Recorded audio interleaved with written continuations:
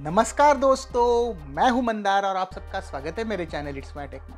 दोस्तों, आज के इस वीडियो में हम रिव्यू करेंगे MI के QLED 75 इंचेस टीवी का। ये one of the biggest size QLED TV है जो आपको MI से ऑफर होता है। अब ये टीवी लॉन्च होके 1 साल के ऊपर हो गया है, तो ये 2021 का मॉडल है। लेकिन अगर हम इसकी फीचर्स देखें तो ये आज भी सबसे ज़्यादा रिलेवेंट है और बहुत से 2022 के रिलीज्ड बाकी कंपनी के टीवी से भी ये कुछ फीचर्स ज़्यादा ही देता है। ये पर्टिकुलर टीवी आपको MI के साइट पे या Amazon पे 1,30,000 रुपीज़ में मिलता है और इस पे जनरली MI की वेबसाइट पे भी या Amazon पे भी कुछ क्रेडिट कार्ड से लिंक डिस्काउंट होती है। लेकिन ये पर्टिकुलर टीवी इस बार के ग्रेट इंडियन Amazon सेल में ओवरऑल Amazon पे और क्रेडिट कार्ड टोटल मिला के 17,500 रुपये की डिस्काउंट मिली है।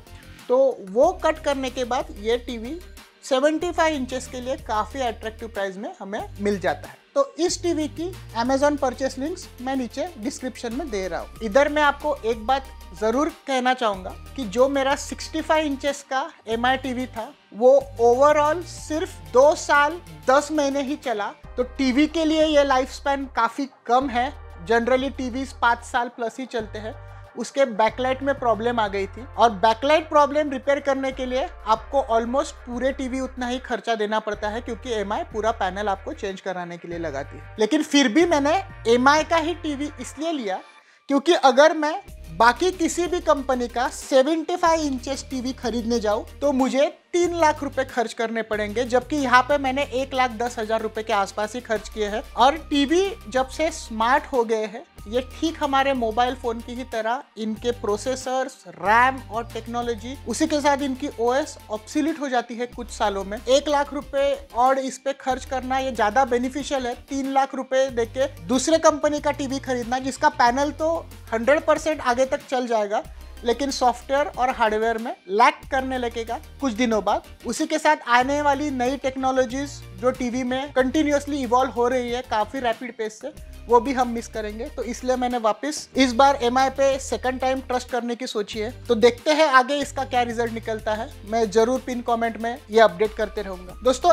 MI के टीवी आप अलग अलग टाइप से खरीद सकते हो। अगर MI के वेबसाइट से ही खरीदे तो जब तक MI का टेक्नीशियन आता नहीं है, बॉक्स वो खोलते नहीं है, आपके पास सिर्फ बॉक्स की डिलीवरी देके जाते हैं। बॉक्स के ऊपर एकदम क्लियरली मेंशन्ड है, do not open otherwise warranty is wide. लेकिन अगर आप Amazon से इन टीवीज को खरीदते हैं तो वो जैसे ही डिलीवरी करते हैं उसकी ओपन बॉक्स टेस्टिंग करके एक चीज़ है वो करते हैं। मतलब वो इस टीवी को इस तरह से पूरे बॉक्स में से बाहर निकालते हैं और फिजिकली इंस्पेक्ट करके कस्टमर के सामने ये देखते हैं कि क्या हमारे टीवी पे किसी भी प्रकार का विजिबल डैमेज है या नहीं।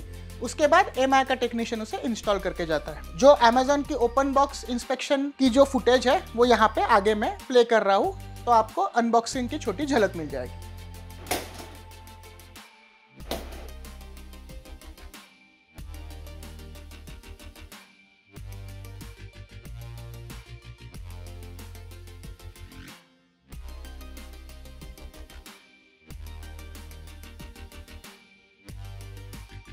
तो दोस्तों, अगर आप बाकी डिटेल्स देखें यहाँ पे तो इसमें जो पैच वॉल आती है उसमें IMDb इंटीग्रेशन किया गया है। तो ये एक नई बात है जो इसमें हमें मिलती है। 4K QLED, इसमें विविड पिक्चर इंजन है, डॉल्बी विजन सपोर्ट करता है, HDR10+ अप्रूव्ड है। उसी के साथ ये 120 हर्ट्ज डिस्प्ले है और फुल एरे लोकल डिमिंग के साथ भी आता है। तो ये सारी चीज़ें हमारी पिक्चर क्वालिटी को काफ़ी शानदार बनाती है।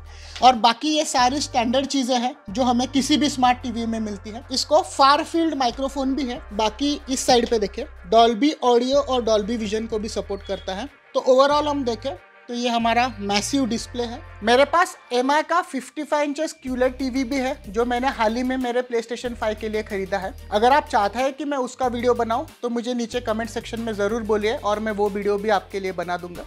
तो उसके ही जैसे इसकी जो बेजल है वो काफ़ी पतली है, ऑलमोस्ट बेजल लेस फिनिश है। इसके वजह से हमारा स्क्रीन टू बॉडी रेशो ये काफ़ी अच्छा हो जाता है। अगर हम टीवी की पिछली साइड देखें तो इस तरह से ये हमारी बैक प्लेट है जो कि प्लास्टिक में है, लेकिन यहाँ पे इस टीवी की साइज़ बहुत बड़ी होने की वजह से रिम्स दी गई है जो हमारी इस बॉडी को स्ट्रेंथ और स्टेबिलिटी देती है ताकि हमारा डिस्प्ले फ्लेक्स ना हो। और इसका सारा जो इलेक्ट्रॉनिक्स है वो इधर दिया गया है।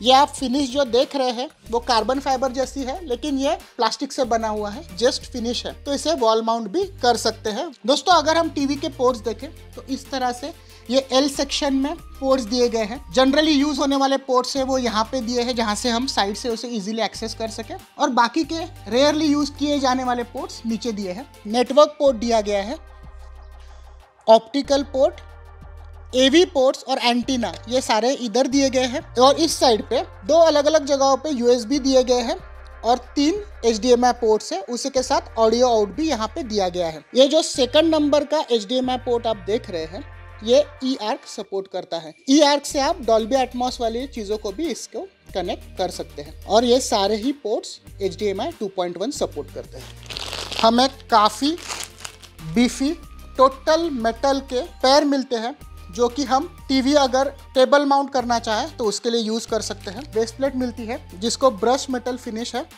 और इसमें ये हमारे लेग्स इस तरह से अटक जाते हैं और यहाँ पे हम स्क्रू कर सकते हैं। यहाँ पे ऊपर हमारा टीवी माउंट होता है। इस तरह से सारी ही नीचे की फ्रेम इसकी मेटालिक है, तो ये काफ़ी अच्छी बात है।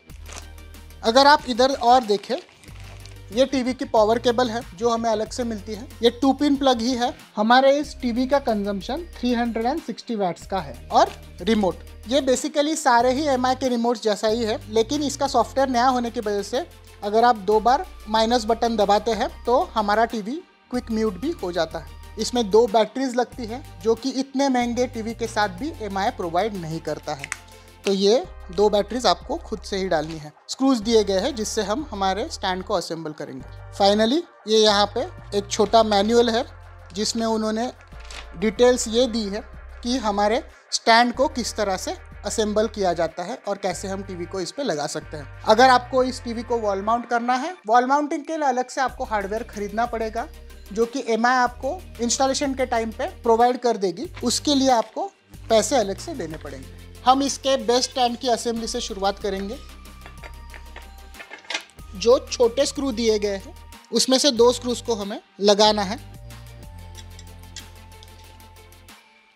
दोस्तों आप चाहे तो एमआई के साथ एक्सटेंडेड वारंटी भी ले सकते हैं और आपकी वारंटी को 3 साल तक बढ़ा सकते हैं, लेकिन उसमें प्रॉब्लम ये हो जाती है कि आपका जो टीवी है 2 साल पैनल वारंटी और 1 साल की पूरी टीवी की वारंटी के साथ ही आता है। जब आप एक्स्ट्रा 2 साल की वारंटी लेते हैं, जनरली आपकी वारंटी 4 साल डिस्प्ले पे होनी चाहिए और 3 साल टोटल कवर, लेकिन एमआई वैसे नहीं करता है, तो आपकी टोटल पैनल वारंटी भी 3 ही साल की रहती है। तो 1 साल की पैनल वारंटी के लिए 10,000 रुपए खर्च करना मुझे इतना वर्थ इट नहीं लगते हैं। फिटिंग करने के लिए आपसे 2 से 3 लोगों की ज़रूरत ज़रूर पड़ेगी। तो अब हम स्टैंड को लेंगे, यहाँ पे जो गाइडिंग पिन दी है उसकी मदद से इस स्टैंड को यहाँ पे रखेंगे और फिर इसके स्क्रू लगाएंगे। बस हमारा टीवी अब लग चुका है। फाइनली उसके स्टैंड पे खड़ा करेंगे। राइट साइड पे पावर केबल है और पोर्ट सारे लेफ्ट साइड पे है। तो यहाँ पे दोस्तों आप देख सकते हैं इस तरह से एक लाइट बार दिया है जो कि टीवी का स्टेटस दिखा रहा है। अभी ये ब्लिंकिंग है क्योंकि टीवी ऑन हो रहा है। फर्स्ट टाइम ये ऑन होने के लिए अच्छा खासा समय लेता है।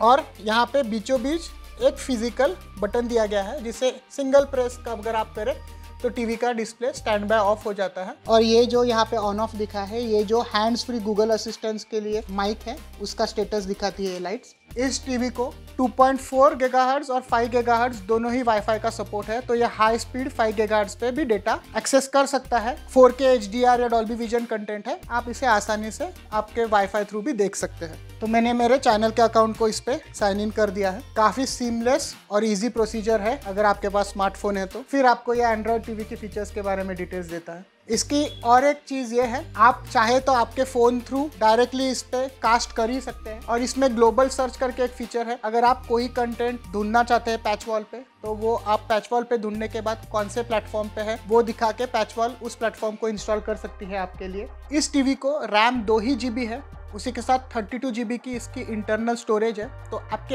ऐप स्टोर करने के लिए आपके पास काफ़ी ज़्यादा जगह है। स्टोरेज के मामले में सॉर्टेड है, लेकिन 2 GB रैम यहाँ पे मुझे लगता है थोड़ा कम है। बटन को दबाने के बाद टीवी का ऑन ऑफ रिस्पॉन्स भी थोड़ा स्लो है। अगर हम चारों साइड की टेप्स उतार दें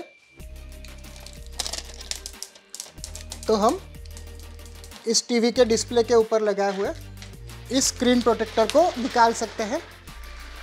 इसे आपको ज़रूर निकालना है क्योंकि इसके बाद ही आपके टीवी का टू डिस्प्ले समझ में आएगी। ये देखिए काफ़ी ज़्यादा डिफरेंस है।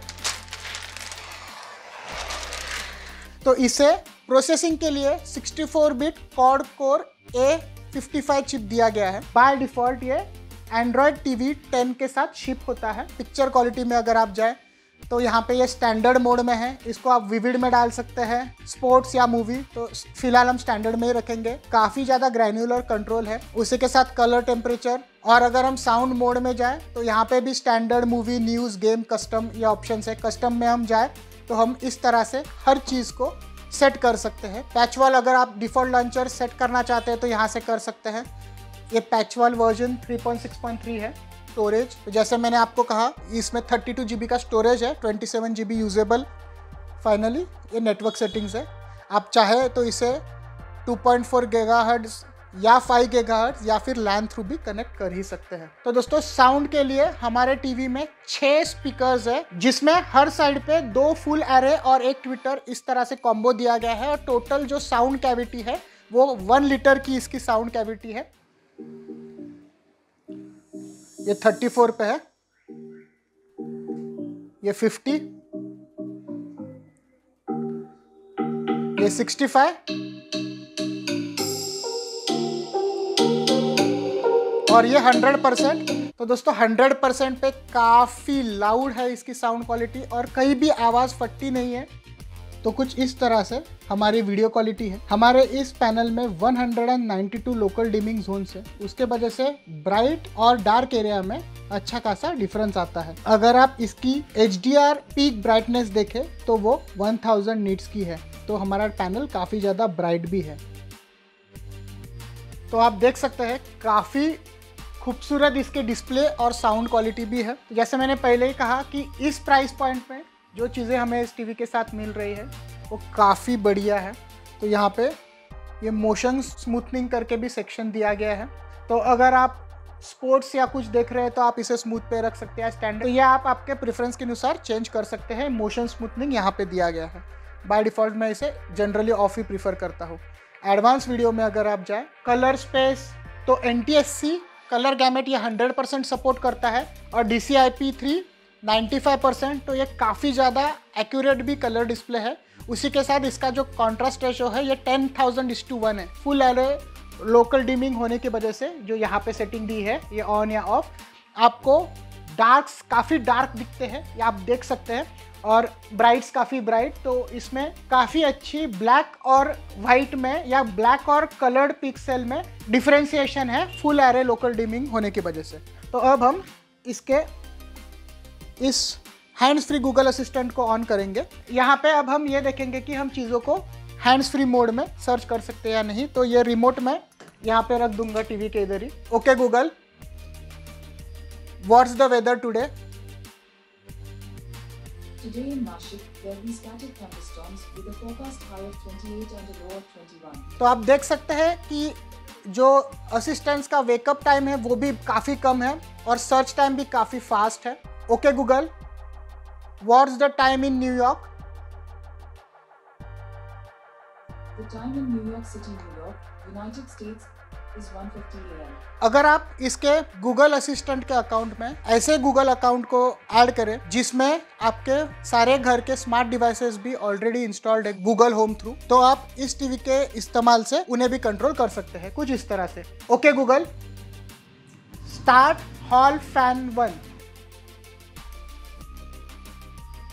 Got it. Turning on the hall fan 1. तो आप देख सकते हैं सीमलेसली आप आपके इंटीग्रेटेड गूगल होम डिवाइसेस को भी एक्टिवेट और यूज़ कर सकते हैं। अगर हम इसके पैच वॉल में जाए तो हमारे लिए पैच वॉल अब काफ़ी कॉमन हो गई है। MI के सारे टीवीज़ के साथ ही ये आती है। उसी के साथ हमें लाइव न्यूज़ यहाँ पे फ्री मिलती है। अगर आप चाहे तो यहाँ पे डायरेक्टली लाइव न्यूज़ देख सकते हैं। अगर हम HDR10+ में सिलेक्ट करें तो सारी शोज़ जिसे HDR10+ सपोर्ट है वो यहाँ पे दिख जाते हैं। अगर हम डॉल्बी विजन पे जाए तो सारे ही शोज जिन्हें डॉल्बी विजन सपोर्ट है वो इधर दिख जाते हैं। IMDb, अगर हम IMDb क्लिक करें तो टॉप रेटेड कंटेंट IMDb का हमें यहाँ पे मिल जाता है। Movies, shows, music, live, sports, ये भी सारी सेटिंग्स यहाँ दी गई है। तो दोस्तों 75 इंचेस ये साइज काफी ज्यादा ह्यूज है। ये आप देख सकते हैं कि यहाँ पे मेरा 65 इंचेस का टीवी इसके सामने बोना लग रहा है। ये आप अगर 65:75 इंचेस साइज कंपैरिजन देखना चाहते हैं तो कुछ इस तरह से है। अगर आपके पास इतना बड़ा हॉल है जहाँ पे आप 75 इंचेस टीवी को रख के उससे उतने डिस्टेंस पे बैठ सकते हैं तो आप इस टीवी को कंसिडर कर ही सकते हैं। ये QLED है, इसकी पिक्चर क्वालिटी अच्छी है, साउंड क्वालिटी भी काफी अच्छी है, उसी के साथ फुल एरे रोकर डिमिंग है, HDR10+ है। तो फीचर वाइज जो चीजें चाहिए ये सारी ही इसमें दी है, प्लस इसकी क्वालिटी भी अच्छी है और सारी ही फीचर्स जैसे कि HDMI 2.1 जो न्यू एज कंसोल्स के साथ कंपेटिबिलिटी के लिए लगती है वो भी इसमें दी गई है। अगर ये वीडियो देखने के बाद आप डिसाइड करते हो कि आपको ये टीवी खरीदना है तो आप नीचे डिस्क्रिप्शन में दिए गए एफिलिएट लिंक्स को क्लिक कर सकते हो। उससे आपको कोई भी एक्स्ट्रा चार्ज नहीं पड़ेगा, लेकिन मेरे चैनल को आपकी तरफ से एक सपोर्ट जरूर मिलता है। तो मैं आशा करता हूँ कि आपको आज का ये वीडियो पसंद आया होगा। आपके अगर और भी कुछ डाउट्स बाकी है तो आप नीचे कमेंट सेक्शन में मुझे उन्हें पूछिए और मैं ट्राई करूंगा कि मैं उन सब के जवाब दूं। अगर आप इस चैनल पे नए हो तो मेरे चैनल को सब्सक्राइब जरूर कीजिए और इसी तरह का इंटरेस्टिंग कंटेंट मिस ना करने के लिए नोटिफिकेशन बेल आइकॉन भी जरूर दबाएं। तो अगली बार फिर मिलेंगे एक नए वीडियो के साथ। धन्यवाद।